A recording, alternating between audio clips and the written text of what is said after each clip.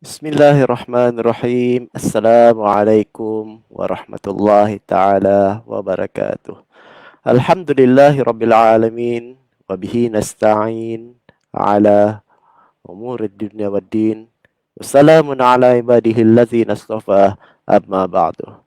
Alhamdulillah, bersyukur kita kepada Allah Subhanahu wa taala kerana dengan limpah dan kurnianya dapatlah kita bersama-sama pada petang yang berbahagia ini, pada petang hari Jumaat, penghulu segala hari, untuk sama-sama kita melihat, menonton dan berkongsi maklumat dalam program webinar Mufti Bicara Falak pada petang ini. Ya, pada kali ini kita di episod yang kelima bersama dengan Prof. Madya Dr. Baharudin bin Zainal, Fellow Penyelidik Institut Penyelidikan Produk dan Ketamadunan Melayu Islam, Universiti Sultan Zainal Abidin. Ya, begitulah kita sentiasa bersama-sama dalam melaksanakan program-program secara maya di musim PKP ini. InsyaAllah ilmu-ilmu yang kita kongsikan pada petang ini dan mana-mana webinar dapat memberi manfaat kepada kehidupan kita di dunia ini dan juga bekalan sebagai bekalan di akhirat kelak insya-Allah. Jadi kepada penonton-penonton webinar Mufti Bicara Falak, siapa-siapa yang belum lagi share, tolong bantu share dan like, ataupun siapa yang belum lagi like page laman rasmi Pejabat Mufti Wilayah Persekutuan Cawangan Labuan, bolehlah bantu kita untuk like page tersebut. InsyaAllah ianya akan memberi manfaat kerana banyak lagi aktiviti-aktiviti yang kita anjurkan secara maya untuk memberi manfaat kepada semua masyarakat.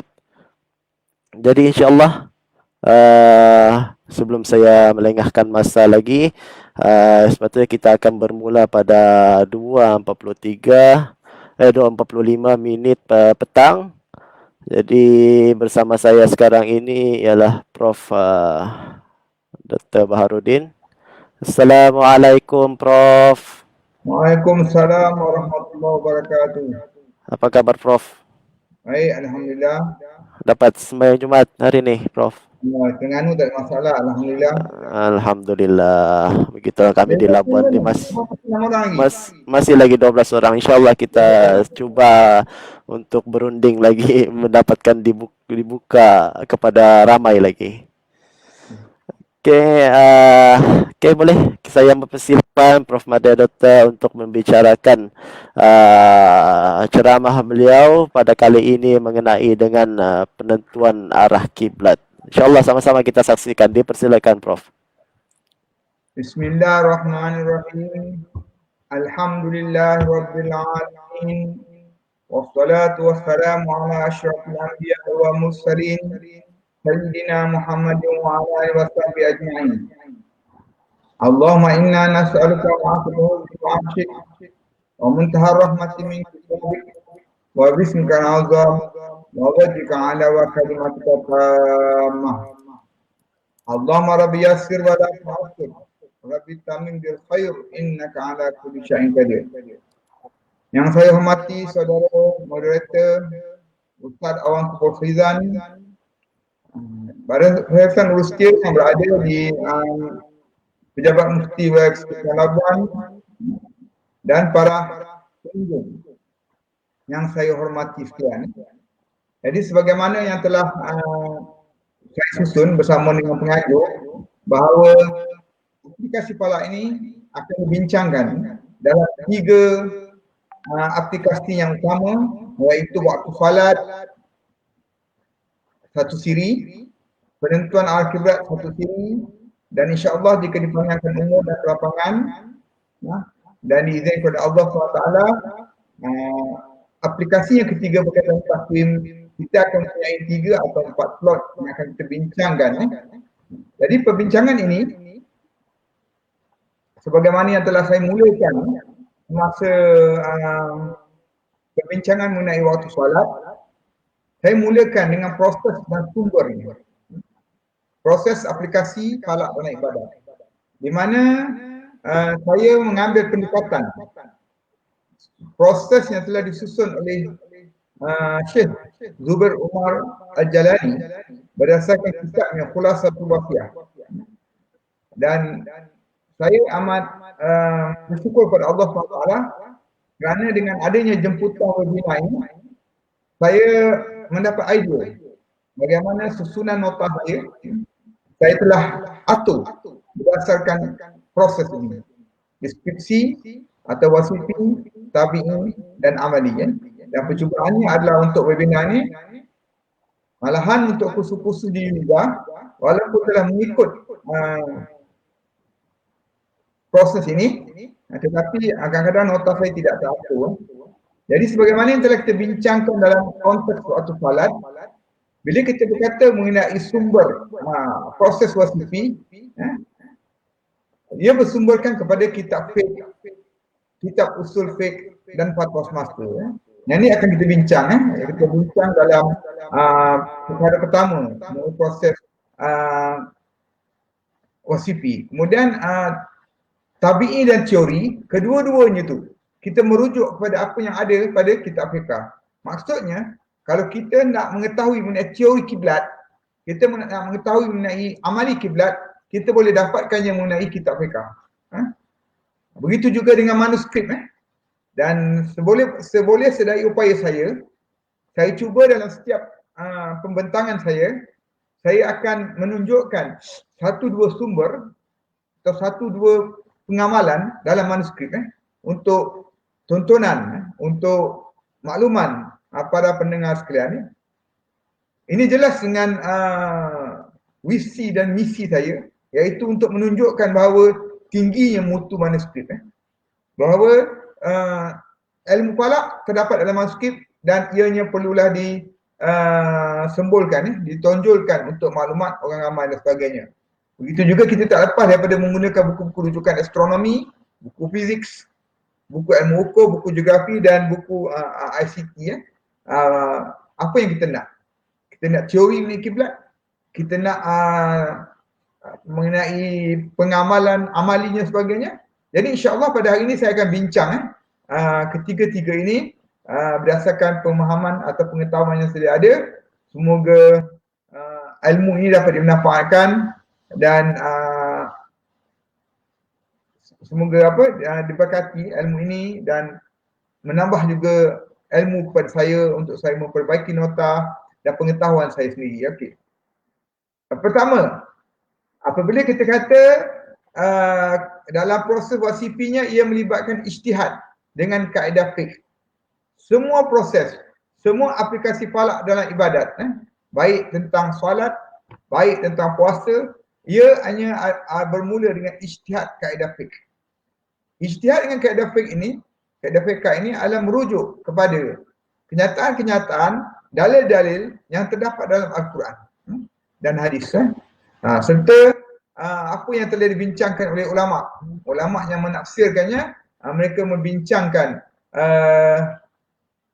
dalil tadi dan ianya sampai kepada masyarakat. Jadi itu yang dimaksudkan sebagai ijtihad dengan kaedah fiqh yang akan kita lihat satu persatu nanti.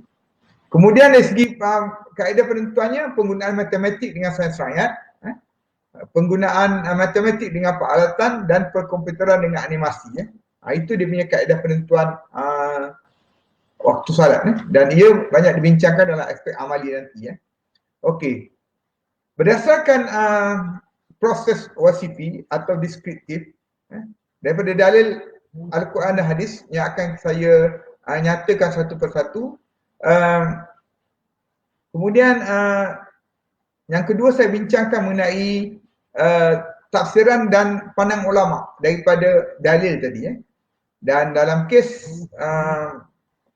kiblat tidak banyak perbezaan pandangan, tafsiran yang berlainan di antara ulama dengan ulama yang lain, kerana setakat yang saya mengetahui bahawa perbincangan mengenai kiblat yang ain, kiblat mereka yang berada berhampiran dengan Kaabah itu sendiri adalah agak mutamat.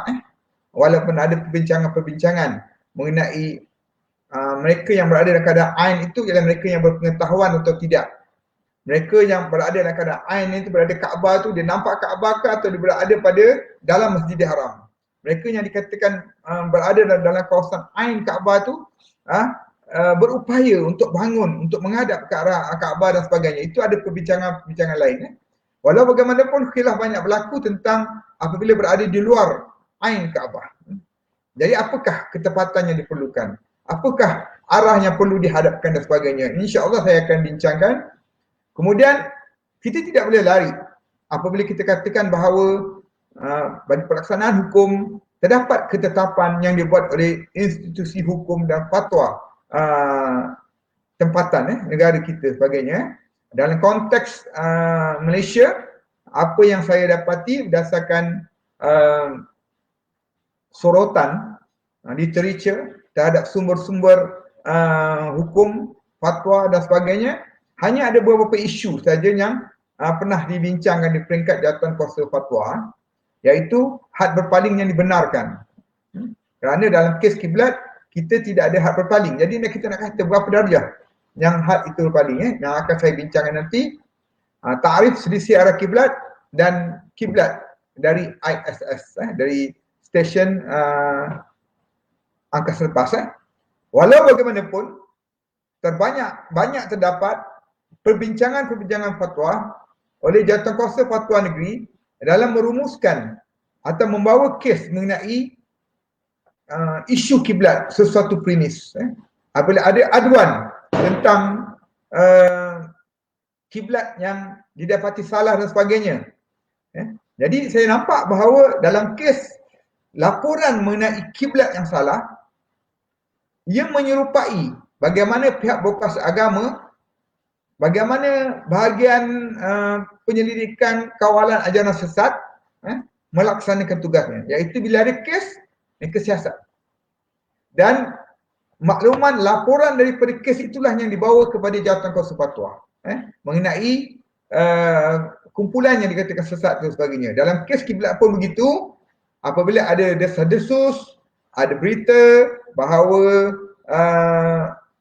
sesuatu premis itu arah kiblatnya tidak betul dan sebagainya, pihak berkuasa agama sama ada melalui bahagian penyelidikannya atau pegawai-pegawai falaknya akan turun ke lapangan dan mengambil butiran.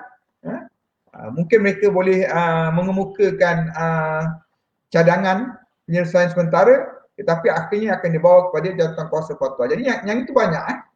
Saya tidak sempat survey berapa banyak kes-kes laporan arah kiblat yang selisih dan dibawa kepada Jawatankuasa Fatwa Negeri. Kita juga harus melihat dalam kes wasifi ini ialah peraturan-peraturan tentang amali. Peraturan-peraturan tentang amali, peraturan-peraturan kerajaan tempatan, peraturan-peraturan pihak berkuasa tempatan, pihak berkuasa agama mengenai prosedur penentuan kiblat. Misalkan pengeluaran sijil dan sebagainya. Itu ada pada prosedur tempatan.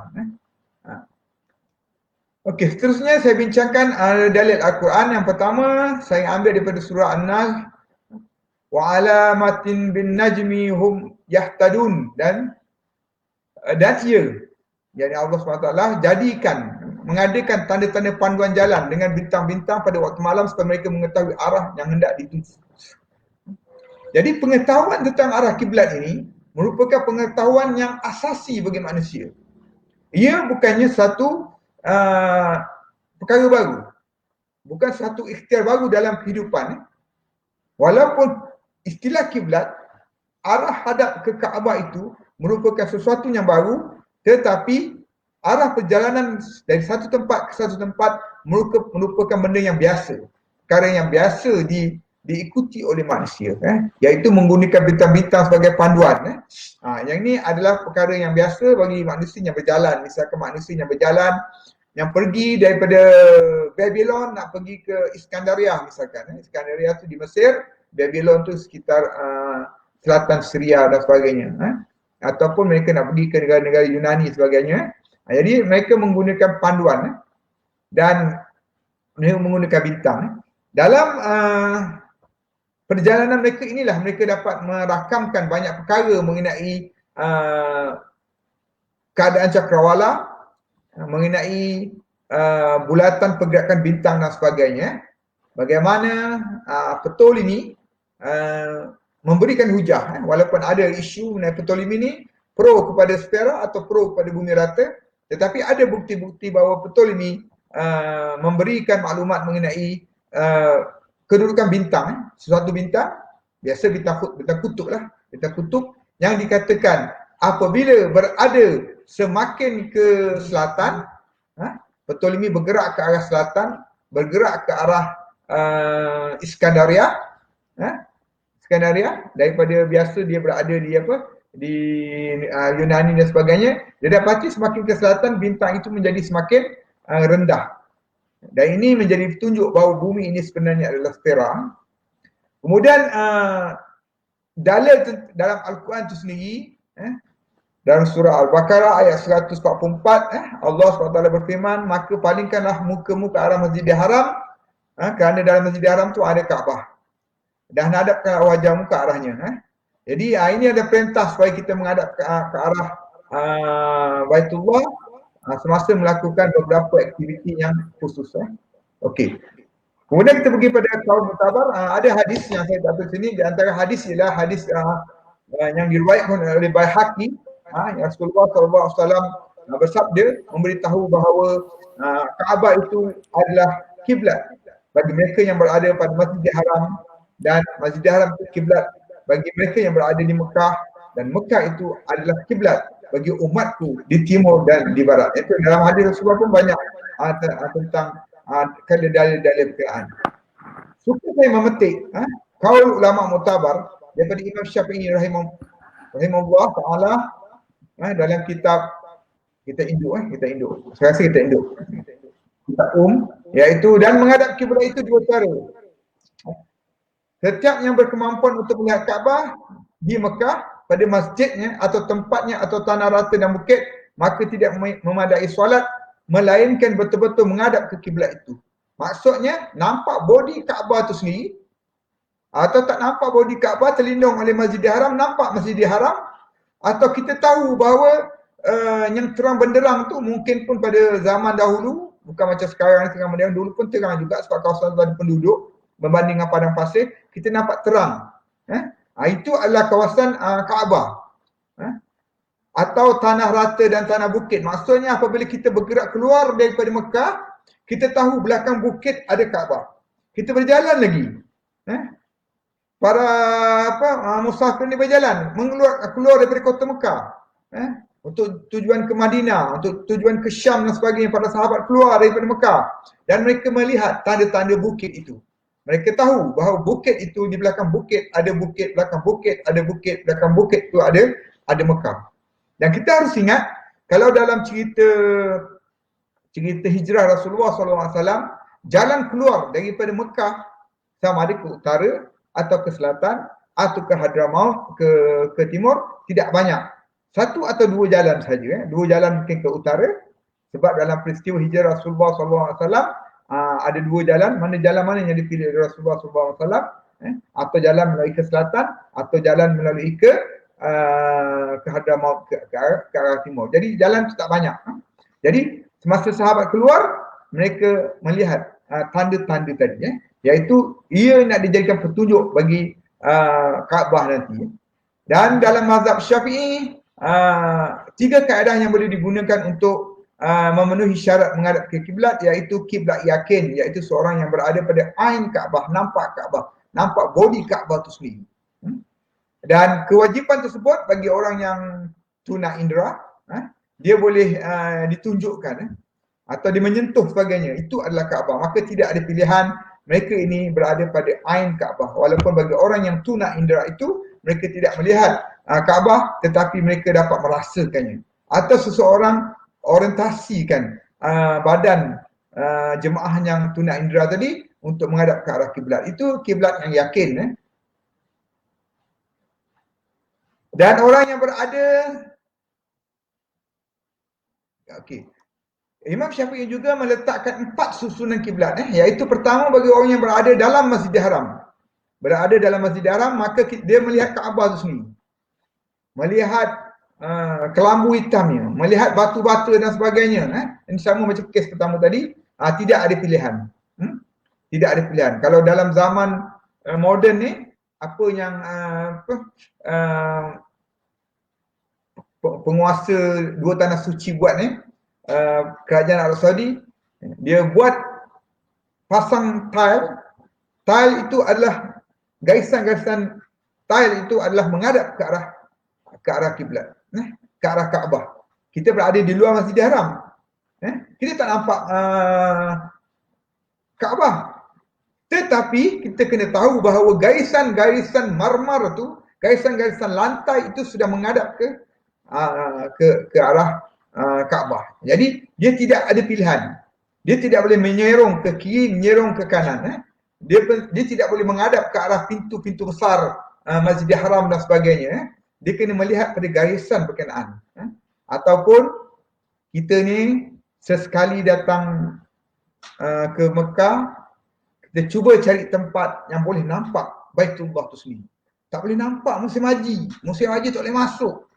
Tak apa, sekarang ni saya rasa ada banyak satu tempat yang extension Al-Malik Fahd kat saya. Kalau kita betul-betul cari, kita boleh nampak dari jauh Kaabah tu, dekat hospital dalam Masjidil Haram tu. Jadi kita kena berusaha. Kena datang cepat, kena berusaha, dan kita seboleh-bolehnya kita nampak Kaabah tadi untuk kita hadap semasa kita melakukan ibadat dan sebagainya. Yang kedua, hendaklah bertanya kepada orang-orang yang mengetahui tentang arah kiblat yang boleh dipercayai, termasuklah menggunakan peralatan petunjuk bintang qutbi, matahari, bulan, atau mihrab muktamad. Itu yang kedua. Kita berada di luar, kita berada di Madinah, atau kita berada perjalanan di antara Mekah ke Madinah. Kita berhenti satu tempat, dan kita bertanya, di mana ke arah kiblatnya, atau di wadi-wadi, tempat-tempat persinggahan itu ada tanda-tanda kiblat dan sebagainya. Itu maksudnya mihrab muktamad. Mihrab muktamad itu arah yang telah dibuat di negara Islam yang tidak ada pertikaian tentang ketepatan arah berkenaan. Jadi bermakna kalau kita masuk ke dalam negeri orang, disiplin yang pertama kita ialah kita bertanya atau kita melihat mihrab muktamad ini. Kecuali kalau penduduk situ juga memperkatakan bahawa mihrab itu tidak muktamad kerana ada desas-desus salah dan sebagainya, barulah kita boleh gunakan kaedah lain. Barulah kita boleh gunakan kaedah yang ketiga, iaitu kita ijtihad. Kita ijtihad dengan apa? Kita ijtihad dengan bayang matahari, dengan pengetahuan kita dan sebagainya. Dan yang keempat, kita jadi mukhalik. Mukhalik yakni kita mengikut apa yang orang lain berijtihad. Orang lain telah tandakan misalkan, ataupun kalau saya tak ingat dalam kitab mana saya baca, kalau kita berada pada wadi, kita sampai pada satu wadi itu R&R, kita nak solat, tapi kita kebuntuan tentang arah kiblat, tak ada petanda, tanda bulan, tanda bintang, sebagainya. Dia tidak boleh berdasarkan syak dulu, dan dia nampak di wadi tersebut ada unggun api yang baru dipadamkan, dia perlu mengejar kabilah kabilah yang berlepas tu untuk bertanya arah mana kiblat sebagainya. Sampai begitu sekali, hendaklah kita menjadi mukhalik ataupun mengikut taklid. Dan seterusnya, yang ketiga dalam kes wasifi ini adalah fatwa di Malaysia. Fatwa di Malaysia, dia tidak memfatwakan benda-benda yang telah menjadi jumhur menjadi muktamad. Adab ke arah kiblat adalah hukum yang muktamad. Apa yang berlaku ialah apabila kita nak menetapkan sisih 3 darjah. Saya rasa kertas ni asalnya saya yang bawa. Saya yang bawa kertas cadangan ini ke Jawatankuasa Teknikal, kemudian JAKIM bawa ke Jawatankuasa Fatwa, dan sebahagian daripadanya ditolaklah. Sebab pesangon 3 darjah itu tidak perlu ditetapkan. Tetapi pesangon 3 darjah itu boleh jadi panduan dalam pembinaan bangunan baru. Dia jadi bangunan baru, dia boleh menggunakan panduan 3 darjah atau yang lebih tepat lagi, 1 darjah, setengah darjah, dia bergantung kepada keadaan construction tu sebagainya. Tetapi dalam peraturan tempatan, apabila kita membuat proposal mengenai binaan, mengenai reka bentuk sesuatu pembinaan, premis masjid dan sebagainya, apabila kita serahkan kepada pihak orkestra tempatan, pelan perancangan itu sebenarnya kita kena ikut supaya apa yang berada di plan itu as built apabila kita membuatnya. Jadi kawalan itu berada di sini. Jadi jelas bahawa walaupun fatwa nampak ada kelonggaran, tetapi pihak berkuasa tempatan dia boleh mengikat benda ni supaya masjid yang dibina menjadi lebih ketat dan sebagainya. Sebenarnya dari segi fatwa memang nak ketat, tinggal lagi mereka tidak boleh menetapkan berapa darjah tu, sebab had berpaling secara etimologinya ia merupakan istilah syatra, arah hadap yang dijelaskan dalam Al-Quran. Okey, jadi implikasinya jawatankuasa fatwa kebangsaan dalam muzakarah berkenaan merujuk kepada pertimbangan membuat penilaian kesan sisi primis sedia ada dan digunakan sebagai mihrab yang utamat. Walau bagaimanapun, kalaulah selisih tadi itu besar, kita berpeluang untuk mengubah petunjuk, kita berpeluang untuk membina bangunan baru, maka ia perlu diubah dan sebagainya.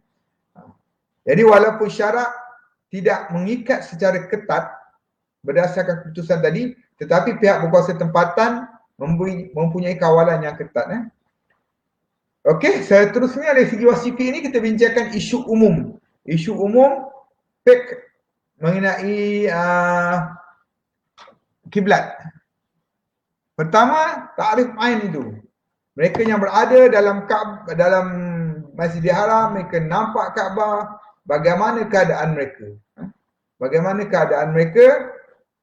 Keupayaan mereka melihat Baitullah. Mereka yakin kalau dulu, ini masalah kadang-kadang berlaku masa dulu, masa under construction, masa saya pergi tahun 2013 rasa, 2013, under construction, beberapa bahagian ditutup dengan bidai. Jadi kita tak nampak Kaabah. Jadi kalau kita tak nampak Kaabah, kita mengagak je agak kain yang menutup Kaabah tadi. Dari kita yakin, secara muktamad, berijtihad dan mengikut apa yang orang ijtihad dan sebagainya. Bagi golongan yang kurang berupaya, yang tidak berupaya, kalau ada orang bantu mereka dan sebagainya. Jadi takrif ain Kaabah ni juga berubah mengikut keadaan manusia dan sebagainya. Kecuali kalau mereka dapat lihat body Kaabah tu betul. Arah hadap yang betul bagi jenazah semasa dikebumikan dan badan mukanya menghadap ke arah kiblat. Jelas, itu perlu dibuat. Kedudukan ain Kaabah bagi mereka jauh perlu menepati nilai sudut yang menjadikan jihad itu masih dalam kategori ain. Sebenarnya nilai sudut yang menjadikan jihad itu berada dalam kategori ain agak tinggi. Lebih kurang separuh daripada arah hadap muka kita. Lebih kurang 45 darjah dalam kitab-kitab yang kita tengok. Saya pun tak dapat nyatakan nama kitab tu. Itu style orang sains belajar lah. Kalau ustaz-ustaz belajar, dia boleh hafal nama kitab tu, tapi saya yang belajar membaca kitab gitu, saya tak ingat dalam kitab mana yang mengatakan bahawa arah hadap yang menepati ketepatan tadi itu, jihad tadi itu berada 45 darjah. Maksudnya separuh daripada arah hadap kita lah. Maknanya kalau kita berpusing 45, ada bahagian bahu kita sebagainya masih berada pada arah yang dikatakan ain itu, arah Kaabah sebenar tu, maka itu masih memadai.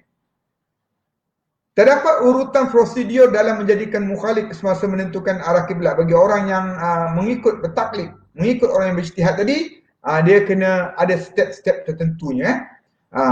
Mengikut mereka yang lebih tahu. Orang tu lebih tahu. Sekarang yang jadi isu, orang yang lebih tahu tu Muslim ke bukan Muslim. Tapi kalau dia bukan Muslim, tapi dia memang ahli geografi, memang dia ada alat, kita boleh mempercayai. Kalau boleh semak dengan lain. Dengan semak dengan perkara lain dan sebagainya. Okey. Tanda-tanda yang ditinggalkan. Tanda-tanda yang macam di RNR kita ada buat tanda. Ikutlah tanda tu, tak ada masalah. Kalau macam kita pindah kawasan perumahan baru, pihak pemaju perumahan ada bagi kita layout. Dalam layout tu dia ada tanda utara. Jadi kita boleh orientate. Jadi tak jadi masalah sebenarnya bagi orang yang baru berpindah rumah ke kawasan yang agak pedalaman, dia tak dapat nak mengetahui arah kiblat, tak ada masalah. Sebab tata atur pelan rumah itu biasanya akan sama as built daripada perancangan dengan rumah yang ada, rumah yang dia baru tinggal tu. Jadi dia orientate je lah mana utaranya, dia tahu arah kiblat dan sebagainya. Dalam buku saya tahun 2003 saya dijelaskan secara terperinci lah bagaimana nak menggunakan plan lantai untuk mendapatkan arah kiblat yang tepat bagi sesebuah kediaman yang ada layout premis ni ya. Ataupun urutan yang menjadi mukhalik ini juga termasuklah ilmu yang diajarkan atau penggunaan peralatan. Dia ajar ilmu kepada satu kumpulan bagaimana cara nak menentukan kiblat. Itu juga adalah prosesnya. Kita boleh menggunakan tanda-tanda tadi dan sebagainya. Kemudian terdapat juga kelonggaran kaedah penentuan dalam keadaan fizikal yang berbeza. Seperti yang banyak dibincangkan. Bermusafir dalam keadaan berada atas kenderaan, kita solat sunat ke, kita solat wajib ke. Kalau solat wajib tu yang pertama tu kena menghadap ke arah kiblat. Kalau solat sunat kita boleh menghadap ke arah yang kita anggarkan sebagai arah kiblat dan sebagainya. Dalam keadaan kita bermusafir ke, dalam keadaan premis tetap ke, dalam keadaan premis yang berubah-ubah ke, keupayaan kita mampu tak nak menghadap ke arah kiblat tersebut. Ataupun kalau dalam atas kapal maksudnya terhuyung hayang. Jadi bagaimana kita nak kata nak dapat ketepatan kiblat. Itu yang saya nampak hikmahnya. Mengapa Jatuh Qasas Fatwa tidak menetapkan 3 darjah sebagai had selisih. Kerana kalau ditetapkan oleh 3 darjah, keupayaan manusia berdasarkan premis dan situasi yang berbeza ini, situasi yang abnormal ini akan menyebabkan arah itu terbesar lebih 3 darjah dan ia akan menyebabkan solat tadi menjadi rosak dan sebagainya. Kita kena ingat bahawa ketepatan arah kiblat termasuk dalam 2 perkara syarat sah salat. Pertama, tahu masuk waktu yang telah kita bincangkan. Yang kedua, tahu kiblat. Tahu kiblat. Jadi kalau kiblat tak tahu, menjadi menjadi satu prosedur kena tentukan kiblat juga. Kerana tidak sempurna sesuatu yang wajib, kiblat tu engkau tak tetapkan untuk engkau memulakan solat dan sebagainya. Kemudian nak memulakan solat tadi, dia nak memulakan ikhtiar kiblat tadi, dia ada proses-proses sebagaimana yang telah saya jelaskan tadi. Okey. Kita habis bab wasifi. Kita pergi kepada bab tabi'i. Saya cuma nak bagi tahu bahawa inilah style ceramah saya sekarang. Saya menggunakan 3 konsep ni. Dan saya dah cuba rancang untuk takwim. Saya tak boleh buat dalam sekali webinar kerana banyak aspek hukumnya, banyak aspek teorinya, banyak aspek amalinya, banyak aspek kaedah penyusunannya. Mungkin akan melibatkan 3 atau 4 slot. Walau bagaimanapun bergantunglah kepada Jabatan Mufti untuk menyediakan slot berkenaan untuk saya dan sebagainya. Kalau tak ada pun tak apa, Aiman tak kisah. Saya hanya memenuhi kelompongan. Saya bukan rajin, saya memenuhi kelompongan dan permintaan itu datang daripada pelajar-pelajar saya dan saya tidak sampai hati nak menolak untuk menunjukkan bahawa saya ini lemah dalam memenuhi kehendak masyarakat dan sebagainya. Jadi saya cuba memenuhi. Okey. Yang kedua, tabi'i, teorinya. Jadi teori mengenai kiblat ini menggunakan teori sains sepenuhnya lah. Mempunyai falak, sains, hay'ah, falak, astrometri. Astrometri itu ukuran-ukuran. Itu telah kita bincang awal. Itu sebab mengapa peringkat awal bila kita membincangkan asas-asas ilmu falak, pengenalan ilmu falak, isu ilmu falak, kita telah istilah-istilah yang kita telah jumpa. Jadi sepatutnya ada kemahiran kita untuk memahami astro, bintang, langit, metri ukuran-ukuran. Jadi semua ukuran-ukuran tu ada dalam waktu salat, ada dalam kiblat, ada dalam takwim dan sebagainya. Melibatkan semua faktor yang mempengaruhi fenomena, yang mempengaruhi teori mengenai kiblat tadi. Apa teori yang mempengaruhi? Bumi rata, bumi sfera, utara benar, utara tidak benar, utara palsu, utara kazib, utara magnet. Semua itu perlu mempengaruhi. Kalau kita teorinya kita menghitung menggunakan utara benar, mana bisa kita mengukurnya kita menggunakan utara magnet. Jadi adakah prosesnya mati begitu saja? Tidak. Masih boleh guna, tetapi ada pembetulan-pembetulan yang mempengaruhi fenomena. Jadi kiblat juga melibatkan astronomi suria, di mana kita menggunakan posisi matahari untuk banyak asbab dalam ilmu falak ini. Menggunakan posisi matahari untuk mengetahui tul balad, ardul balad, mengetahui menggunakan astronomi suria untuk mengetahui mengenai kedudukan matahari, perjalanannya dan sebagainya. Astrofizik, astrometri, astronomi, geografi. Geografi paling banyak lah. Bila kita bercakap mengenai kiblat, ia banyak menggunakan geografi. Dalam sukatan di UNIZA, ada satu tajuk khas apabila dalam tajuk aplikasi falak itu membincangkan soal tanda-tanda geografi. Membincangkan bagaimana nak mendapatkan garisan utara selatan, garisan timur barat, garisan musim, garisan waktu dan sebagainya. Tapi dalam perbincangan kita ni kita akan buat untuk kegunaan tertentu saja. Kalau untuk salat macam mana, kalau untuk kiblat macam mana. Tajuk ni ada hari ni. Kemudian kesat unjuran bentuk bumi. Kalau kita lihat pada rajah tu, bumi bulat. Bila bumi bulat, bila nak buat peta, rujuk pada rajah. Nanti saya kata saya cakap saja tak rujuk pada rajah. Itulah kalau secara webinar ni kadang-kadang leka kita begitu. Rujuk pada rajah, bagaimana bumi yang bulat itu dimasukkan dalam satu selendar. Selendar itu membawa makna bahawa itulah bumi yang melekat pada selendar itulah yang dia dihamparkan menjadi peta. Menjadi peta. Jadi kedudukan bumi dalam bentuk glob, semasa berada dalam keadaan glob, dengan bumi yang sudah dihamparkan adalah berlainan. Bagaimana pengukuran kiblatnya? Bagaimana sudut kiblatnya? Sudah pasti bila kita melakukan hitungan, kita menggunakan utara benar. Kita menggunakan glob bumi. Tetapi pengukuran secara peta, pengukuran dengan peralatan-peralatan tertentu, mestilah juga rujuk kepada utara benar.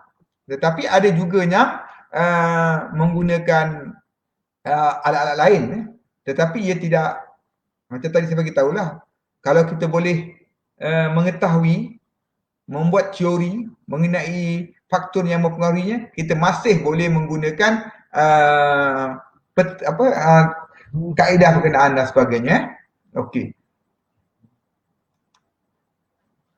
Okey, ini adalah bila kita bercakap mengenai kita menggunakan kompas dan sebagainya. Kompas itu satu sunatullah lah. Mengapa kompas itu pusat kemalaran magnetiknya, penumpuannya berlaku di barat daya Kanada. Di barat daya Kanada, sekitar Vancouver. Di situ medan magnetik tinggi. Dan Vancouver itu lebih kurang dekat dengan kutub utara. Jadi secara kebetulan kalau jarum kompas itu sudah menuju ke arah utara magnetik, dia hampir mendekati dengan utara benar. Walau bagaimanapun ada pembetulan sikit. Pembetulan itu dinamakan convergent dan kita kena tahu. Bagi mereka yang terlibat dalam kerja-kerja ukur ni atau pengukuran di jabatan sebagainya, sepatutnya kita memiliki satu peta topografi. Peta topografi kalau tahun 80-an ia merupakan sesuatu yang confidential, rahsia. Tapi saya tak pasti sekarang ni peta topografi boleh dimiliki oleh orang awam tidak. Tapi saya rasa bagi orang jabatan tak ada masalah mendapatkannya daripada jabatan ukur, kerana pada peta topografi ini dia memberikan nilai convergent, perbezaan di antara utara benar dengan utara magnet, dan kita boleh applykannya semasa kita menggunakan kompas. Ini kita kena tahu. Jangan kita guna kompas, pergi ke lapangan, terus kita mengukur. Berlaku. Ada pelajar-pelajar jumpa saya lah. Apa yang mereka belajar di UNIZA bila tiba kat luar tak dapat praktikkan. Sebab azimut yang dikira itu terus digunakan kompas untuk mereka membukanya. tanpa mereka kenakan pembentukan convergent dan sebagainya. Okey. Dan yang ketiga amali. Yang amali dia melibatkan penciptaan. Proses aplikasi falak dan ibadat tadi melibatkan 3. Wasfifi, hukum, teori, kita selesai dah, amali. Lepas amali kita akan bincang mengenai kaedah penentuan dan sebagainya lah. Penciptaan, melibatkan penciptaan peralatan daripada dulu sampai sekarang. Mencipta peralatan. Manusia tak puas-puas mencipta. Mengapa mereka mencipta? Sebab mereka nak kepuasan dalam melakukan penyelidikan dan sebagainya. Melibatkan astronomi pencerapan, melakukan hitungannya. Jadi amali ni dia ada 3, peralatan, cerapan dan hitungan. Jadi hitungan tu juga termasuk dalam amali. Kalau mengikut Syekh Zubair Umar Al-Jalani, hitungan dia termasuk dalam amali. Ilmu alat sebagainya. Pengukuran arah, garisan ke utara, selatan dan sebagainya. Penandaan sudut kiblat. Kemuncaknya penandaan sudut kiblat serta amali juga boleh dibuat berdasarkan maklumat-maklumat yang diinovasi bagi penentuan arah kiblat. Okey. Kelonggaran ikhtiar berdasarkan situasi. Bila kita berada hadapan Kaabah macam mana, kita ada dalam kota Mekah macam mana. Bila kita berada di luar Mekah pun kita ada pilihan. Bila kita berada di luar Mekah, adakah kita ni penduduk pemastautin ataupun musafir?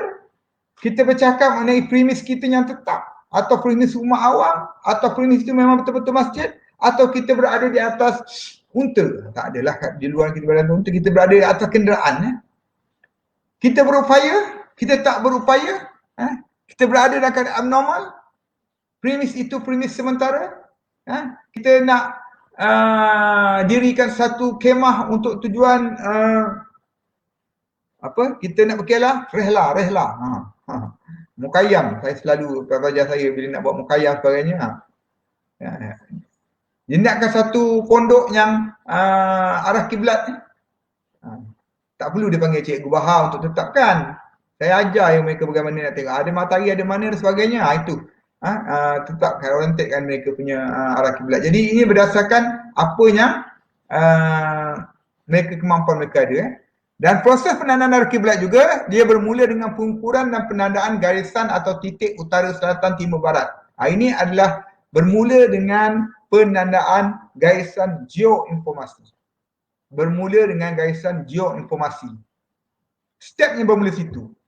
Selepas kita mengetahui hukum, kita dah terbitkan data sebagainya, dia bermula dengan pengukuran dan penandaan garisan atau titik utara ke selatan dan sebagainya.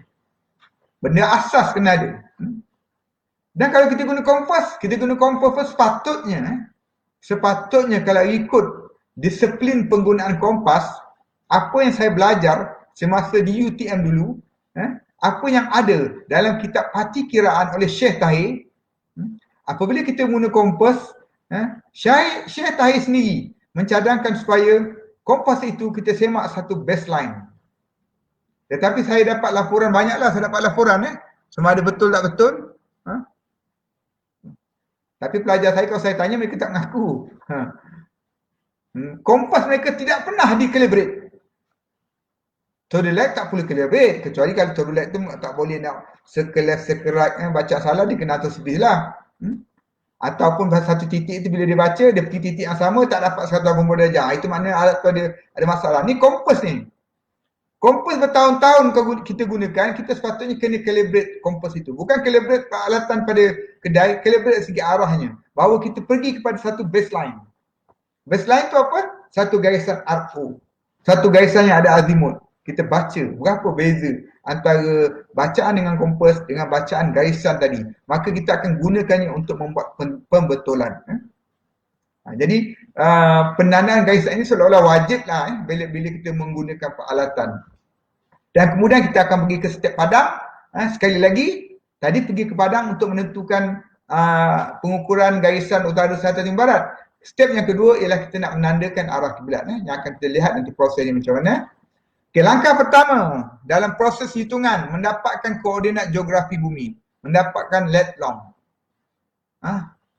Ardul balad, tul balad. Mendapatkan ardul balad, tul balad. Mendapatkan latitude dan longitude. Sekarang ni banyak pilihan dah, banyak pilihan. Saya sendiri tidak mengajar dah kaedah menggunakan matahari untuk dapat lat long. Dalam rubuk memang dia ada kaedah tu. Tetapi sekarang ni kita telah ada GPS. Tak ada GPS, kita ada komputer, kita ada internet dan kita boleh lakukannya dengan melihat pada laman sawang.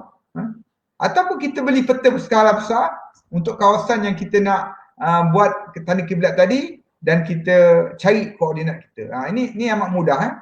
Ataupun Jabatan Ukur dia ada database, dia ada maklumat mengenai koordinat daripada kampung yang sekecil-kecil sampailah ke daerah dan sebagainya. Begitu juga Jabatan Mufti, sepatutnya mereka menyimpan maklumat. Sama ada boleh akses atau tak boleh akses itu bergantung kepada dasar jabatan berkenaan. Okey. Yang kedua, penandaan garisan utara. Tadi dapat koordinat tadi, tujuan dia apa? Nak kira. Nak kira sekejap lah. Penandaan garisan utara. Bila penandaan garisan utara, yang popular ialah kita menggunakan bintang kutub, bintang khutbi. Bintang kutub, daripada bintang kutub, kita dapat menentukan arah mana yang kita kendaki. Mengapa bintang kutub ini begitu popular? Dalam tamadun Yunani, dalam tamadun Islam, dalam alam Melayu. Peliknya alam Melayu ni walaupun dia berada pada khatul istiwa, bintang kutubi ni ada 0 darjah, ada kat ufuk, masih guna lagi.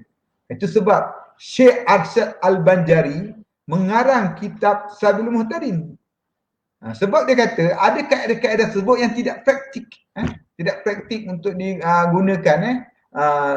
Jadi dia dalam kaedah dalam kaedah Sabilul Muhtadin itu dia memberi kaedah lain selain daripada kutubi. Bintang kutubi dia ada bincang juga. Dia menggunakan Baitul Ibra. Baitul Ibra kompas. Tak silap saya lah nama Baitul Ibra. Kompas, menggunakan kompas dan sebagainya. Tapi dalam Sabilul Muhtadin dia tak beritahu pula kompas tu kena calibrate. Dalam partikiraan dia beritahu kena calibrate dan sebagainya. Okey. Ini bintang yang menjadi petunjuk arah utara. Ini orang suka ambil gambar ni dan kita tahu mana posisi bintang dan sebagainya. Jadi bila kita tahu bintang, maka kita tahulah arah kiblat kita di mana dan sebagainya. Jadi kita kena tahu dulu arah utara. Arah utara juga boleh ditentukan dengan kaedah ketiga. Pertama tadi arah utara dengan kaedah, saya tak ingat Pertama tadi kaedah apa? Pertama mendapatkan koordinat bumi. Yang kedua penandaan garisan utara bintang khutbi. Ketiga penandaan garisan utara. Penandaan garisan utara ni dengan kaedah bayang matahari ada 2 atau 3. Mungkin dalam nota pelajar saya ada 4 atau 5. Tapi dalam kuliah ni saya bincangkan 2 je kot. Pertama nak tahu tadi saya beritahu bahawa langkah pertama dalam penentuan kiblat ialah kita tahu arah utara dulu. Arah atau garisan. Garisan utara selatan, garisan timur barat. Tidak susah sebenarnya, tidak terlalu teknikal. Kita ada telinga. Kita ada jam tangan. Bila azan saja, kita letak satu tiang tegak, kita tengok bayang tu jatuh di mana. Bila bayang jatuh di mana, kita tahu mana garisan utara selatan. Dan kita dah tahu mana utara, mana selatan. Kita orientate diri kita. Matahari naik arah mana? Kalau naik sebelah kiri itu timur. Terbenam sebelah barat, sebelah kanan. Jadi kita boleh orientate. Jadi kita tahu. Garisan tu kita tahu melalui bayang ketika waktu zuhur. Ambil daripada musim-musim tertentu. Jangan ambil ketika musim equinox. Jangan ambil ketika musim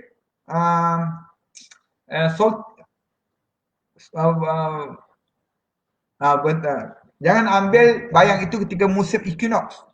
Sama ada bulan Mac atau bulan September, ambil bulan lain sebagainya. Mana kalau bulan April boleh, bayang tu pendek. Bulan Jun bayang tu paling panjang. Kita gunakan bayang itu untuk kita mengetahui mana utara, mana selatan. Masuk waktu saja, lihat mana bayang jatuh. Kita pun guris. Dulu guna perkataan garis. Tak betul sebenarnya. Gores. Kita goreskan garisan di lantai, menandakan garisan utara selatan. Mana utara, mana selatan tadi saya beritahu. Kita cari. Matahari makin turun arah mana itu adalah barat dan sebagainya. Ini keadaan yang mudah. Kaedah mudah untuk kita mengetahui utara, selatan, timur, barat. Dan kiblat kita tentukan daripada garisan berkenaan. Yang kedua, kaedah tongkat istiwa yang banyak ada dinyatakan dalam kitab-kitab dan sebagainya, kaedah Jia al-Arba'ah. Iaitu kita boleh menggunakan atau kaedah tongkat istiwa ni dinamakan kaedah peta bayang. Saya tak pasti perkataan tongkat istiwa ni tentang Allah. Adakah saya yang memulakan atau ada pihak lain? Sebab dalam kitab saya tengok, semua itu menggunakan perkataan peta bayang. Ataupun mungkin buku-buku Indonesia, saya terpengaruh dengan buku Indonesia tongkat istiwa. Ataupun dalam syaitan, saya tak pasti. Tapi saya rasa saya yang popularkan melalui nota-nota dan buku-buku saya mengenai istilah tongkat istiwa. Tongkat istiwa ni kita letak satu tongkat, kita buat bulatan, kita lihat bila bayang tongkat ni menyentuh titik-titik bulatan berkenaan, dan kita boleh menandakan garisan utara, selatan, timur, barat. Konsepnya, jumlah masa yang diambil sebelum melintasi tongkat dengan jumlah masa yang diambil selepas melintasi tongkat adalah sudut jam yang sama. Dan sudut jam yang sama itu, kalau kita sambungkan, ianya memberi arah timur, barat. Daripada timur, barat, maka engkau lalukan garisan serenjang. Maka engkau dapatlah garisan utara, selatan. Kalau bercakap mengenai budak sekolah, perkataan serenjang pun bermasalah. Mereka tak faham apa itu melalukan garisan serenjang, melalukan garisan perpendikular, bersudut tepat dan sebagainya. Okey, dan kita tandakan di lapangan, di padang untuk kita mengetahui mana utara, selatan, timur, barat, untuk kita menandakan kiblat. Ini amali yang kita boleh buat sebenarnya. Amali yang kita boleh buat. Masa pandemik ini saya bagi tugasan pelajar saya melalui ini saja. Kalau masa belajar biasa, satu kumpulan 4 orang 5 orang. Tapi masa pandemik, awak pada ada seorang kamu buat kaedah ni. Hantar report dalam bentuk video dan sebagainya. Okey, kemudian pengukuran. Selepas daripada penandaan selatan, timur, barat tadi, mereka mengukur menggunakan peralatan tertentu. Mengukur sudut daripada garisan yang diketahui. Ini garisan apa ni? Lot tanah. Di lot tanah dia ada nilai azimutnya. Maka kita gunakan garisan azimut itu untuk kita mengetahui mana utara dan kita buka sudut kiblat. Walau bagaimanapun, bagi penggunaan turlat, ia memerlukan kemahiran yang tinggi. Perlu dilatih. Tapi pegawai haiwan Islam, kalau dilatih mereka boleh buat sebenarnya. Okay. Kaedah-kaedah penentuan arah kiblat. Baru kita pergi pada kaedah-kaedah penentuan kiblat. Konsep perhitungan. Apa itu kiblat? Kita dah panjang lebar dah. Dah 20 slide dah. Secara mudah arah kiblat ialah arah Kaabah. Tapi dari segi ilmu falak dan geografi, ia ada tambah beberapa perkataan lagi yang menjadikan ia mantap. Iaitu arah yang berada di sepanjang great circle. Bukannya arah rentas. Bukannya arah rentas, arah great circle. Mengikut kulit bumi, mengikut permukaan bumi yang melengkung itu adalah arah kiblat ke Kaabah. Oleh kerana kita boleh pergi menghadap ke arah timur atau ke arah barat, jadi arah itu dia boleh dua. Kita berada di Malaysia, kita menghadap ke barat, ke arah Mekah. Kita juga boleh berpusing daripada Malaysia, dia pergi kepada Papua, daripada Papua dia pergi kepada Australia, daripada Papua dia pergi ke Amerika Tengah, dari Amerika Tengah pergi ke Mekah. Dia lalu sebelah barat sana, boleh juga, tapi salah. Dari segi arah boleh, tapi dari segi definisi kiblat salah. Dia mesti jarak yang terdekat, dan jarak terdekat itu dikirakan melalui perbezaan mabaina tullaini, perbezaan tul, perbezaan longitude. Okey. Okey, ini rajah yang menunjukkan kesan tadi. Kesan apa? Kesan apabila bumi yang bulat, bumi yang spera, bila kita unjurkan, bumi menjadi rata, menjadi datar, bagaimana keadaan kiblatnya?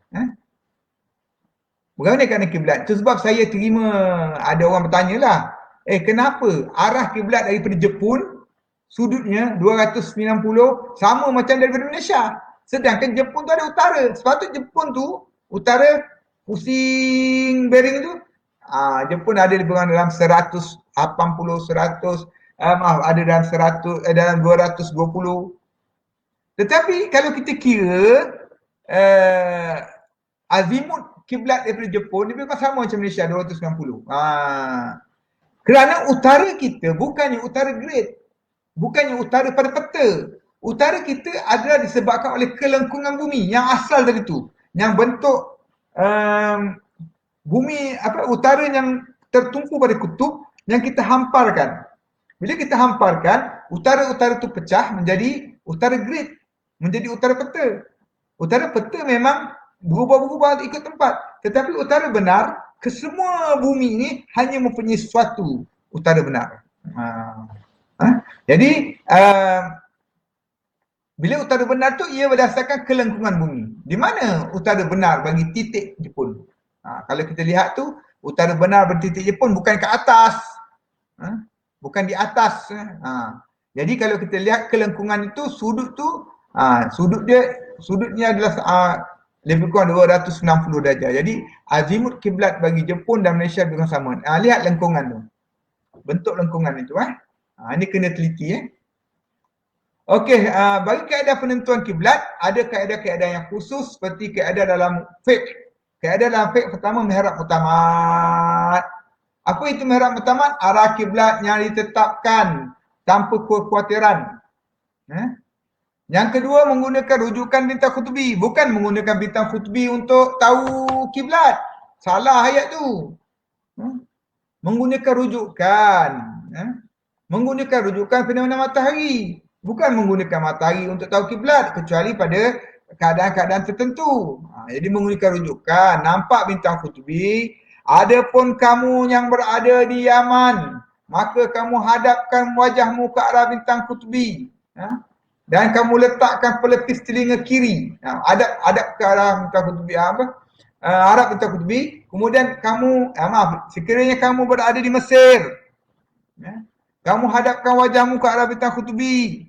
Kemudian kamu pusingkan wajahmu sehingga pelipis telinga kiri berada di bintang kutubi. Muka kamu menghadap ke kiblat. Adapun jika kamu berada di Yaman, kamu menghadap bintang kutubi, kamu pusingkan sehingga kening kanan kamu menghadap ke arah bintang kutubi, kamu sudah menghadap kiblat. Itu adalah berdasarkan rujukan. Rujukan. Bukan bintang kutubi itu jadi kiblat. Rujukan. Dan jadi kata rujukan itu jangan lupa, kaedah separuh hitungan iaitu menggunakan purata bintang kutubi dan purata pendudukan matahari terbenam. Ini boleh dalam keadaan-keadaan tertentu. Menggunakan burus Orion, 3 bintang tu Mintaka, Anilam, Anita, 3 berderit tu menepati arah kiblat.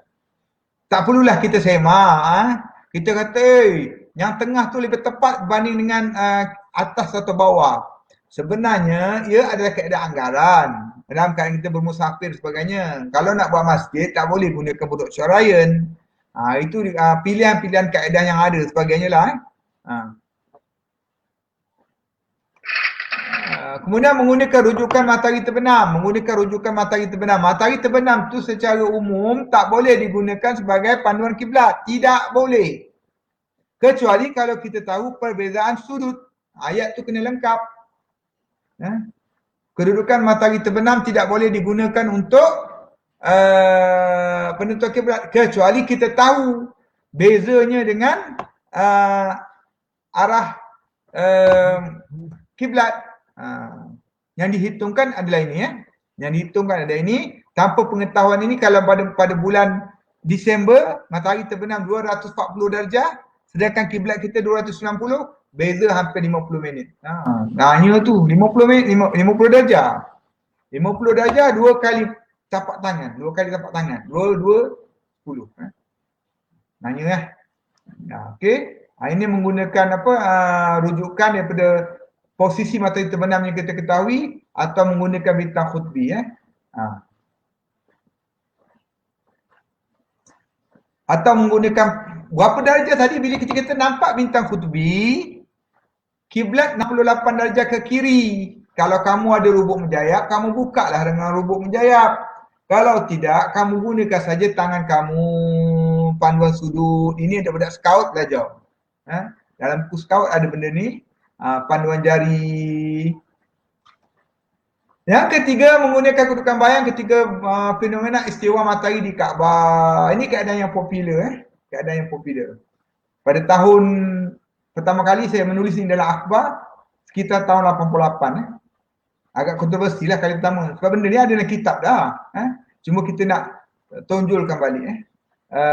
Berlaku pada setiap tahun pada 28 Mei dan pada 16 Julai.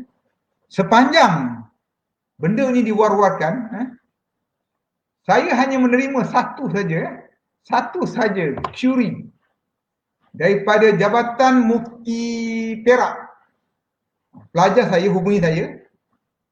Dia beritahu Jawatan Kuasa Fatwa Negeri nakkan sumber yang lebih khati tentang kaedah ini. Negeri lain tak minta. Mungkin dia orang ada sumber sendirilah. Dan saya beritahu kitab apa yang dia boleh rujuk, sama ada kitab sejarah sains atau kitab-kitab falak dan sebagainya. Yang lain saya tak pasti sama ada mereka menerima saja atau mereka sendiri mencari rujukan. Dan saya masih teringat perkara tersebut. Dan selepas itu ia menjadi popular. Bila dia menjadi popular, saya pun bukanlah tugas sarjana macam saya ni untuk bersaing, untuk mempopularkan kaedah. Tugas saya menunjukkan benda ini wujud pada masyarakat dan akhirnya ia menjadi popular. Cukup bagi saya. Dan ia digunakan dan dibuat inovasi sebagainya. Itu alhamdulillah lah. Dan teorinya, mengapa? Kerana matahari berada pada kedudukan yang sama dengan latitude Mekah. Kedudukan matahari itu apa? Kedudukan matahari itu ialah dia punya kedudukan matahari itu dia punya mel matahari. Mel matahari itu dia sama dengan Mekah, dan ketika itu tengah hari di Mekah, Malaysia dah petang, pada waktu berkenaan kita boleh gunakannya untuk mengukur arah kiblat. Kita boleh gunakannya untuk mengukur arah kiblat. Dan baru dalam sebulan 2 ni saya dapat satu catatan dobek daripada kitab Jadual Tawarikh wal Buruj wal Manazil karya Tok Syekh Pulau Duyung mengenai fenomena istiwa azam ini. Ada dinyatakan dalam manuskrip. Saya rasa di antara maklumat yang tertua. Naskah nadir ada, tapi manuskrip yang sebelumnya, yang saya kata manuskrip yang tertua 1700 tu tak ada cerita pasal kiblat ni. Yang ni ada tentang tarikh berkenaan. Tapi tarikhnya dalam tarikh takwim Buruj. Kita kena ubah kepada milad atau untuk kita ketahui. Itu tujuan kita lah. Itu tujuan kajian manuskrip.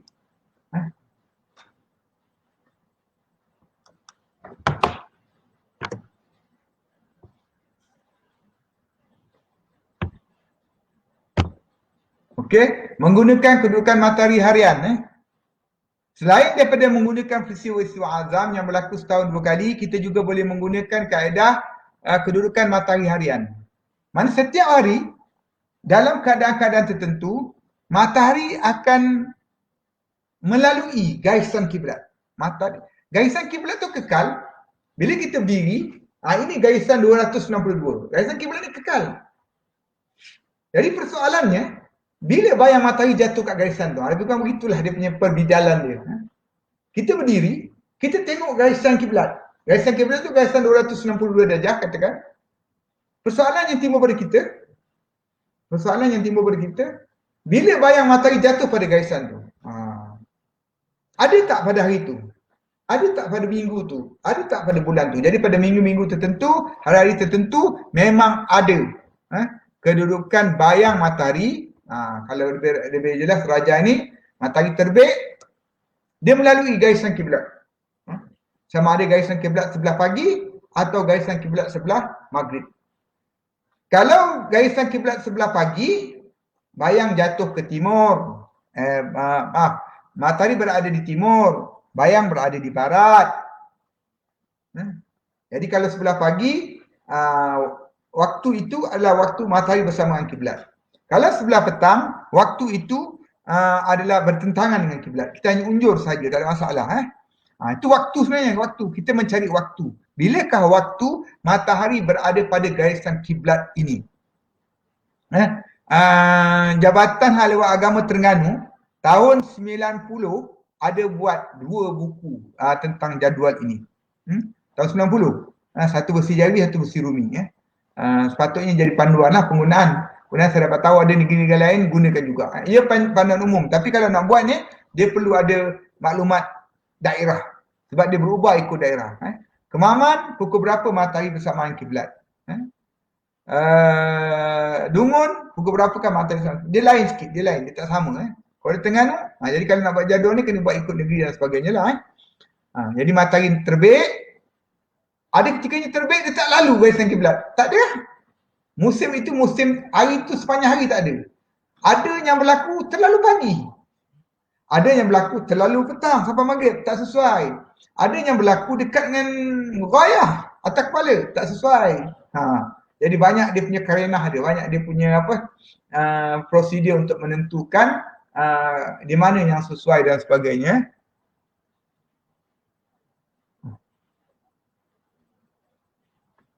Okey, ini rumusnya.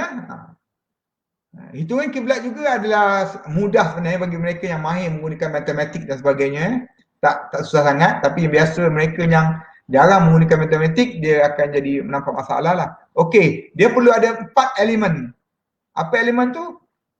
Latitude tempatan, longitude tempatan, latitude Mekah, longitude Mekah. Latitude Mekah, longitude Mekah tetap. Hak tempatan, stesen yang berubah-ubah. Ikut kat mana kita berada. Kita berada di Kota Terengganu kah? Kita berada di Ipoh kah? Kita berada di Kuala Lipis kah? Jadi berapa dia punya ardul balad dia. Bila ardul balad itu kita masukkan, kita kira. Kalau kita nak mengajar kira ni mungkin dalam setengah jam juga lah. Bagi orang yang mahir matematik sebagainya lah. Bila tak mahir matematik, dia kena mulakan dengan penggunaan kalkulator dan sebagainya. Itu yang akan makan masa lagi sebagainya. Tapi tak apalah, tak perlu pakai matematik. Kita kira secara jadual ni. Jadual ni yang yang terdapat dalam buku modul Falak Faham yang ditulis oleh jadual ni disusun oleh Syekh Taufan dalam buku yang kami tulis bersama. Itu panduan untuk memudahkan cara kiraan dan sebagainya. Masukkan nilai, terus kira. Tapi yang ni pun kena ada kemahiran komputer, kalkulator. Ataupun, ini yang paling mudah yang saya mengajar sekarang, kita menggunakan maklumat daripada Accurate Time. Paling penting, apabila kita nak menggunakan sesuatu perisian untuk keluarkan maklumat falak, yang paling penting pertama, sumber perisian tu. Siapa? Apa autoriti sumber Quran? UNIZA? UITM? Institusi yang ada pakar sebagainya. Kemudian UM ke, JAKIM ke sebagainya, okey, kita percaya.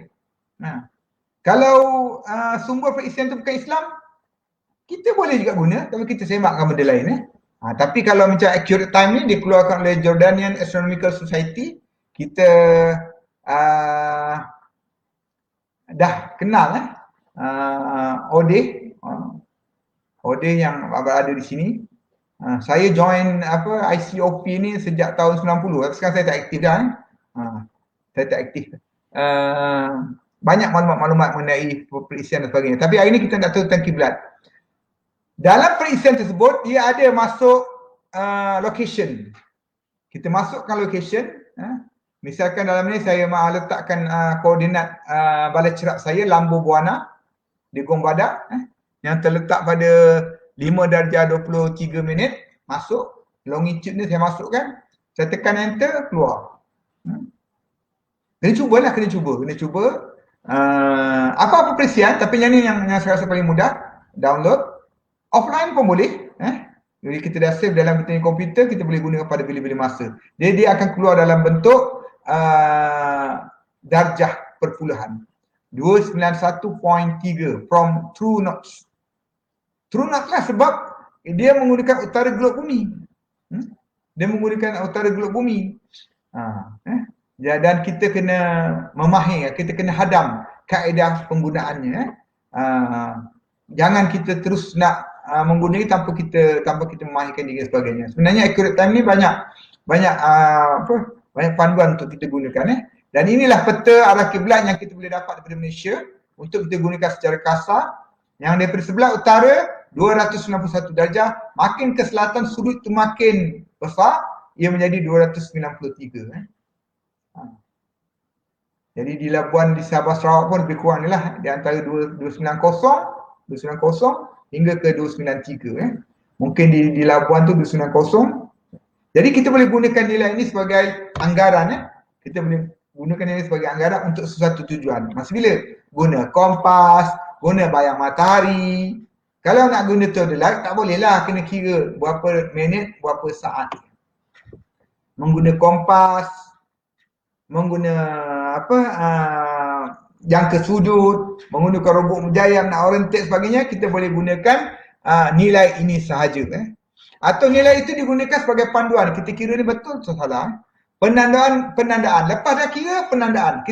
Penandaan ni kita balik semula kepada garisan utara selatan yang telah kita tentukan tadi. Maka kita ukur dari garisan utara mana kiblatnya. Daripada batu sempadan. Tak ada utara. Tapi antara batu sempadan ke batu sempadan ada nilai azimut yang kita boleh ikat. Nilai azimut itu dari utara. Tak nampak utara tak apa. Tapi antara batu ke batu sepadan, antara sonda sepadan ke sonda sepadan ada nilai. Kita gunakan nilai itu, kita ikat nilai itu, kita buka mana kiblatnya. Itu konsepnya. Tapi kena praktik lah. Kena praktik. Minta rakan-rakan jabatan ukur sebagainya untuk tunjukkan apa maksudnya antara batu sepadan ke batu sepadan ada value, ada azimut. Azimut itu diukur daripada utara. Tapi kita tak perlu cari mana utara, kita cari dua batu sepadan saja, kita boleh menentukan azimut kiblatnya. Okey, kaedah grafik yang ini terdapat dalam naskah yang yang agak moden lah tahun 50-an 60-an ada Yang ni saya dapat daripada Ustaz Maisa, Imam Masjid Zahir Al-Ustaz. Adalah nama ulama yang lukis tu. Kemudian daripada Jabatan Multi Pihak, kalau tak silap saya, yang ni adalah Syekh Abdullah Fahim. Jadi konsepnya sama. Yang penting kau kena mengetahui tentang garisan utara, selatan, timur, barat. Itu. Jadi garisan utara, selatan, timur, barat rukun dalam penentuan kiblat. Benda wajib ada. Dah ada tu utara, selatan, timur, barat. Dengan kaedah apa utara, selatan, timur, barat? Dengan kaedah bayang matahari ketika zuhur, dengan kaedah tongkat istiwa, dengan kaedah apa lagi yang boleh tahu, dengan kaedah bayang pada bila-bila masa, dengan kaedah garisan tanda sepadan.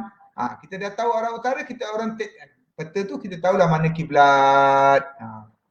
Lihat berapa kreatifnya ulama kita dulu. Jadi satu kedah digunakan peta yang sama, digunakan carta yang sama. Digunakan senjata sama, satu kedah dalam Langkawi. Pulau tu Langkawi rasa.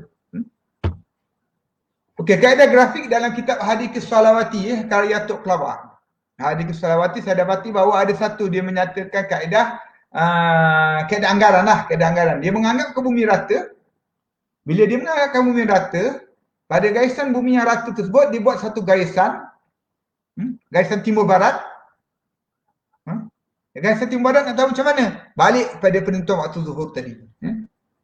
Dah buat garisan garisan timur barat, dia dia hanya tandakan Malaysia terletak Terengganu terletak 5 darjah daripada garisan yang ni contoh ni adalah untuk contoh kawasan Betawi, kawasan Jakarta.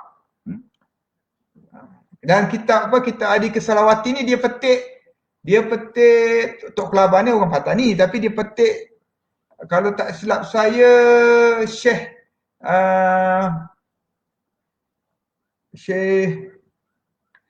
Nawawi Banten.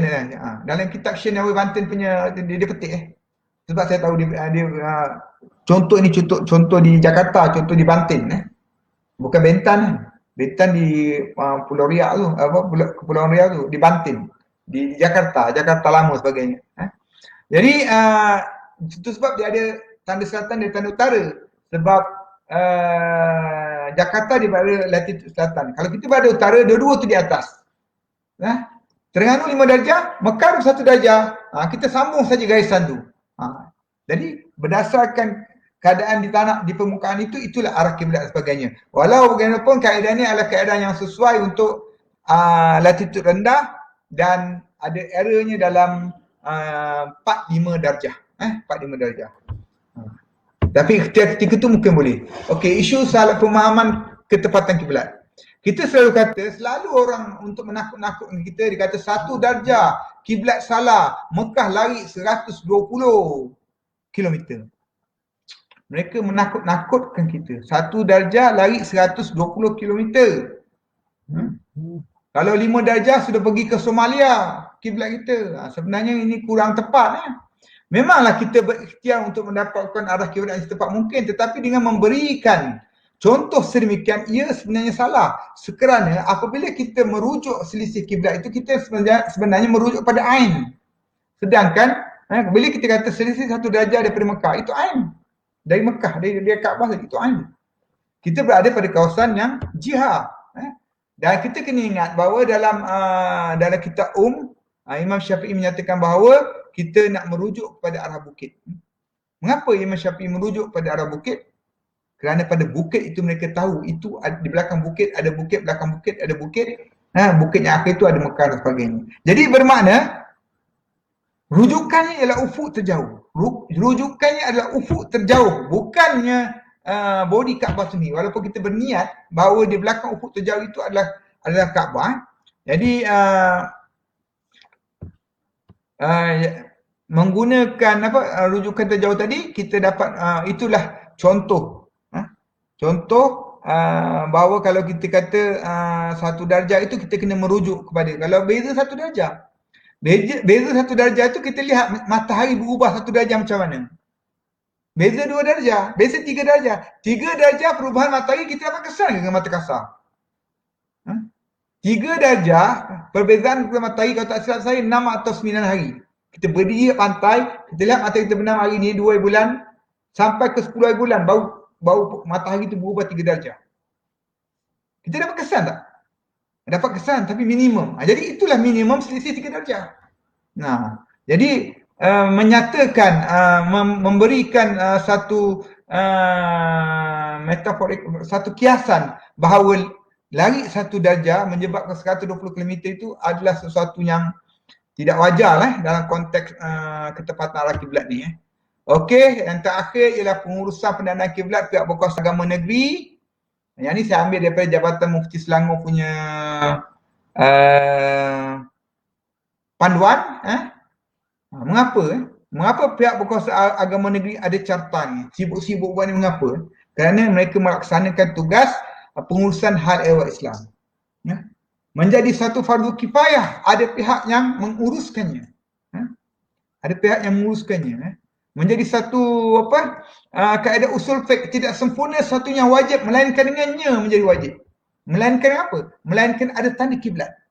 Nak ada tanda kiblat tadi, melainkan dengan adanya petugas, adanya peralatan, adanya peruntukan, bajet dan sebagainya, adanya kursus-kursus yang mereka buat sebagainya. Jadi itulah mengapa kerajaan memberikan peruntukan yang besar kepada hal ehwal Islam, sama ada di JAKIM ataupun di pihak berkuasa agama negeri, sebab ia untuk menyokong pelaksanaan ibadat. Maka menerima permohonan, buat temu janji, lawatan, tapak, sebagainya, ini prosedur lah. Sama ada boleh buat permohonan online ke, masa PKP ni online kot. Kemudian pergi di Padang atau yang online lah. Pergi di Padang dan ada jawatan kuasa yang terbabit. Selain daripada Jabatan Mufti, perlu ada juga pihak empunya bangunan, pihak yang memberi sumbangan. Kena tengok tapak pendanaan tadi, dan ia ditentukan, disaksikan oleh pegawai Jabatan Mufti atau Mufti sendiri, ikut keadaan premis. Siapa yang mengukur? Yang mengukur tu kontraktor. Sepatutnya kontraktor yang ukur. JKR yang ukur. Jabatan Mufti buat saya makan. Tetapi kalau mereka semua tidak ada logistik, tidak boleh nak buat, Jabatan Mufti buatlah. Ada juga berlaku begitu. Tengok premis. Dan akhirnya sijil dikeluarkan. Tujuan sijil itu untuk memperakukan bahawa tempat itu telah ditentukan kiblat. Saya rasa setakat itu dulu. Saya ucapkan terima kasih kepada pada penonton. Saya mohon maaf, tapi saya cuba bercakap secara slow hari ini. Saya dinasihatkan supaya cakap pelan-pelan sikit, dan saya cuba bercakap pelan-pelan sikit. Jadi saya silakan pada moderator. Terima kasih Prof. Madya Dr. Baharudin bin Zainal atas perkongsian maklumat berkenaan dengan aplikasi falak dalam ibadat penentuan arah kiblat. Jadi Doktor, kita ada beberapa soalan di sini daripada Amirul Hazim. Doktor, saya nak tanya, dalam manuskrip ada tak dijelaskan tentang praktikal penentuan arah kiblat? Okey. Tadi saya terangkan sikit bahawa dalam parti kiraan ada dia suruh kita semak kompas kita tu dengan khatul zawal, dengan garisan central meridian dan sebagainya. Cuma yang membincangkan tata cara penentuan kiblat itu tidak ada. Tetapi dalam manuskrip yang kedua, manuskrip Risalah fi Amali Jayab sekitar tahun 1880 yang saya kata itu warisan Sufi Al-Maridi yang ada dalam Hasyiah Al-Jahrun Nasiyah itu, dia ada satu bab yang ke-18. Bab yang ke-18 kata saya fi istikhraj. Saya kalau tajuk tu saya boleh faham dalam bahasa Arab. Fi istikhraj jihad arba'ah wal qiblah wasamtul waqf. Saya suka sangat baca kitab-kitab Arab ni sebab banyak bahasa Melayu.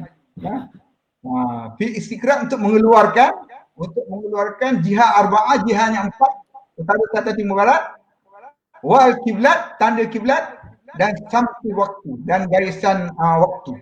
Samtul tu garisan timur barat garisan barat. Jadi berdasarkan ni, tujuan dia daripada kita datang timur barat, kita boleh tuju kiblat. Dia bersifat bersifat umum lah. Dia tidak bersifat mufassal. Jadi dia maklumlah bahawa bila dah tahu utara timur barat bolehlah digunakan. Tapi yang ini dinyatakan kita robok. Bila dinyatakan kita robok, bermakna dengan robok itu jugalah kita buka berapa samtul tadi. Samtul azimut tadi daripada jihad arba'ah tu. Jadi walaupun dia tak ajar step by step, dia kesimpulannya benda tu ada dalam kitab 140 tahun dahulu. Okey. Saya rasa itu jawapan saya. Boleh PM tepi. Okey, soalan kedua daripada Tariq Al-Yusra. Assalamualaikum Doktor. Saya nak bertanya, adakah kaedah-kaedah tradisional masih relevan? Relevan dulu, kini dan selamanya. Tapi ia mengikut premis, dia mengikut objektif kita. Jadi kalau kita kata kita nak buat satu kaedah penentuan kiblat untuk modul core kurikulum sekolah, kaedah tradisional, objektif, tidak memerlukan peralatan, ia memerlukan matahari. Jadi ia relevan. Kemudian kalau kita nak tentukan kiblat untuk apa? Untuk madrasah sekolah, kita boleh guna kaedah tu. Takkan madrasah sekolah pun nak panggil jabatan mufti turun. Madrasah sekolah pun nak panggil jabatan mufti turun. Jabatan mufti ni kalau kita panggil dia sanggup turun. Tetapi kita pandang ekonomi tak begitu. Sekolah nak tentukan kiblat surau dia. Kita kata okey, Zuhur nanti tandakan bayang. Kemudian gunakan jangka sudut oriented daripada bayang tadi berapa darjah. Saya biasa saya buat macam tu. Agak nakal saya ni dan kadang-kadang menimbulkan rasa tak puas hati. Besok saya datang sekolah, saya cek. Saya beri kepujian sekolah tu. Bagus, bagus. Awak berdasar arahan awak boleh buat. Saya bagi hadiah buku saya. Saya bagi hadiah satu buku, dia beli 5 buku. Alhamdulillah. Jadi saya rasa kaedah tu memang relevan. Dia bergantung pada martabat tempat yang kita nak, status tempat martabat lah. Status tempat yang kita nak buat tadi. InsyaAllah dalam buku modul core kurikulum Falak Jabatan Mufti Pahang yang akan terbit tak lama lagi. Yang jenis dummy dah terbit, cuma cetak sedang dalam proses. InsyaAllah kalau tu ada kita letak 5 atau 6 kaedah. Ni ada soalan yang ketiga ni. Assalamualaikum Dr. Bolehkah nanti kami dapatkan semua PowerPoint ceramah dari Nurul Atikah Zulkifli? Tak tahu siapa ni, student ke? Macam ni, kebetulan saya pun ada bincang dengan kelab astronomi dalam usaha nak menambahkan pendapatan mereka. Maklumlah masa PKP ni, masa pandemik ni, kelab-kelab astronomi dia tak dapat bantuan apa perkhidmatan nasional ke sebagainya. Dia harapkan HEPA je lah. Jadi satu cara saya rasa saya dah bincang dengan pihak Castro, minta oleh Castro akan jual akan jual semua PowerPoint saya dalam PDF lah. Tapi saya cadang kepada mereka kalau PDF satu slide RM5, kalau PowerPoint satu slide RM8. Lebih kurang itu. Contohlah satu lagi. Mekanisme ni saya tak bincang lagi, tetapi sebenarnya ia boleh dijadikan satu projek penjanaan hasil satu pelajar. Bukan saya satu pelajar. Mereka boleh buat aktiviti dan sebagainya. InsyaAllah saya akan bincang lebih lanjut dengan organisasi Kelab Astronomi Uniza dan mereka yang berminat boleh hubungi saya melalui Facebook ataupun nombor saya di Uniza. Mungkin boleh masukkan dalam e-book ke? Google e-book? Boleh. InsyaAllah saya akan saya ada satu soalan daripada jemaah masjid saya. Dia tanya macam mana kita nak buat pengukuran kiblat dalam gua. Dalam gua? Dia ni suka jalan-jalan masuk gua kot. Okey. Kita teringat cerita Ashabul Kahfi. Mereka tinggal dalam gua.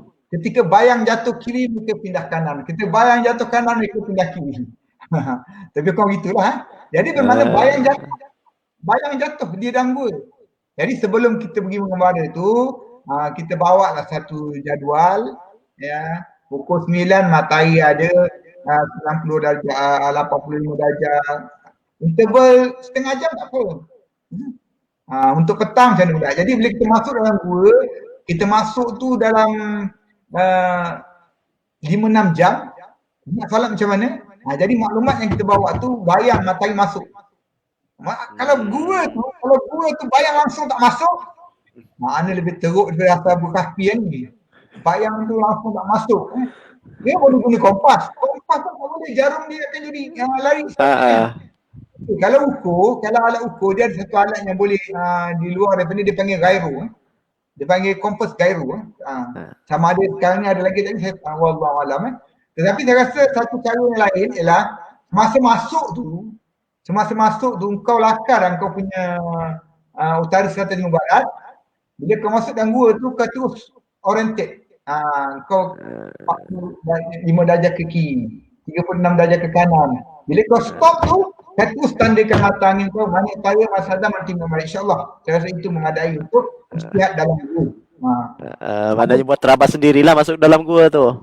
Terabas kertas layout gitu je lah, bukannya. Okey, rasanya tak ada lagi soalan, Doktor.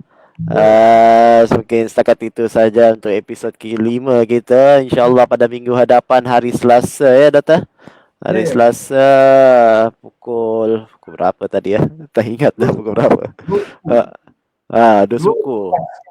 2 suku petang untuk kita akan berwebinar lagi bersama dengan Prof. Mada Dr. Baharudin Zainal dalam tajuknya akan kita war-warkan nantilah dalam laman rasmi Pejabat Mufti Wilayah Persekutuan Cawangan Labuan ni.